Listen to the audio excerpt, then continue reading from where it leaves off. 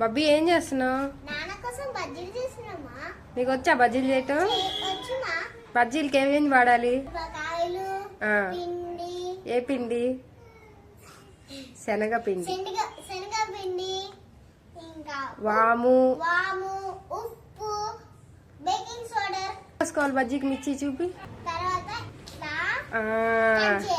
అట్లానే అన్నిటిని కట్ చేసుకోవాలి. శనగపిండిని జల్లెడతో పట్టి చేయాలి. శనగపిండి చూడండి, జల్లెడ పడితే నాకు ఇట్లా వచ్చింది.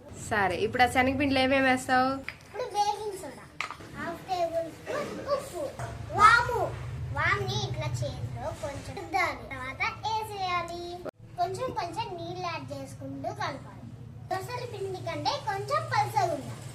ఇట్లా రౌండ్ గా తిప్పి ఒక్క చోట కొట్టే ఉండలు లేకుండా కలుపుకోవాలి. చూడండి ఫ్రెండ్స్, ఇట్లా వేసుకోవాలి. మనం ఉండలు లేకుండా కీగా ఉండేటట్టు చేసుకోవాలి. ఇప్పుడు మనం ముందు మిరపకాయలు కోసినాక అవి వాటిని తీసుకోవాలి. దీని మీద చక్రాలు తయారు చేసిన ఫ్రెండ్స్.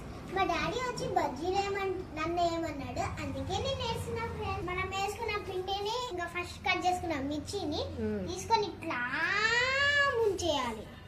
పైన తోకను కూడా ముంచేయాలి. ఇట్లా తీసుకోవాలి. మొత్తం కవర్ అయిందో లేదో చూసుకోవాలి. తర్వాత ఇట్లా నూనెలో వేసేసి అయిపోయింది, కంప్లీటెడ్.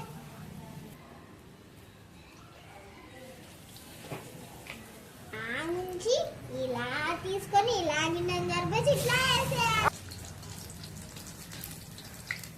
ఛానల్లో బజ్జీ ఫుల్ వీడియో ఉంది, మీరు చూడగలరు. బజ్జీలు గుణగంగా ఆడిపోతున్నాయి, మా డాడీ తింటారు.